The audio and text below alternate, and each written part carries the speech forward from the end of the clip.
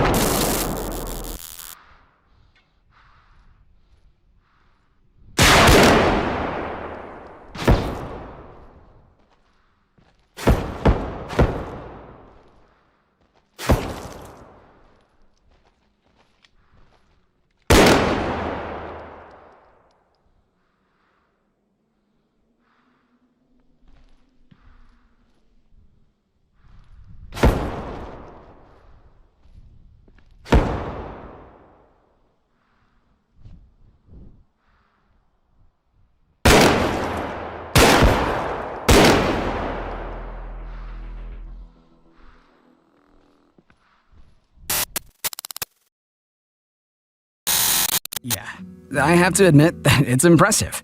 And I want to play it, because the level of realism that photogrammetry brings to gaming environments is exceptional. But that's also what worries some people. Where are we heading? Avatar 2 has worked to solve the computer-generated water problem and revolutionize the medium.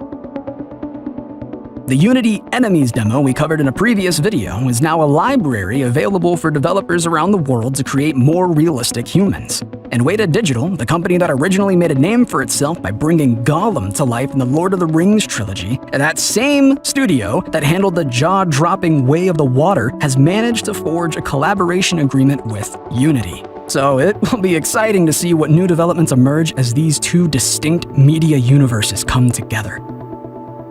Yeah, sometimes studios do spend too much time polishing the visuals as if this alone were enough to make a game successful.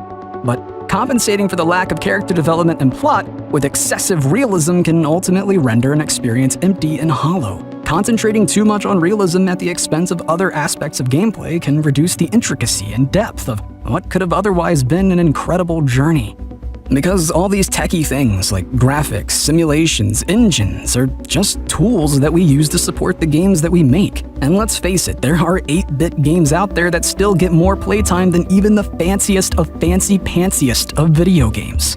Graphics quality and game quality are not the same concept. Yes, I do read the comment section, people. I know what some of you have been saying, but we're also, like, a cutting-edge tech channel, so just, okay?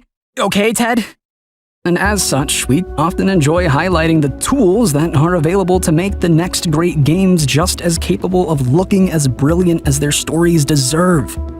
And of course, there is a place in the industry for both realistic graphics and also not-so-realistic graphics. And in this channel, we hope to talk about both. Let's talk about everything. All, not just one or the other. Because we believe in the cohesion of the experience, a holistic vision of gaming where graphics are just one more tool in our toolbox of available tools. And we're basically a hardware store by this point because we love to talk about said tools.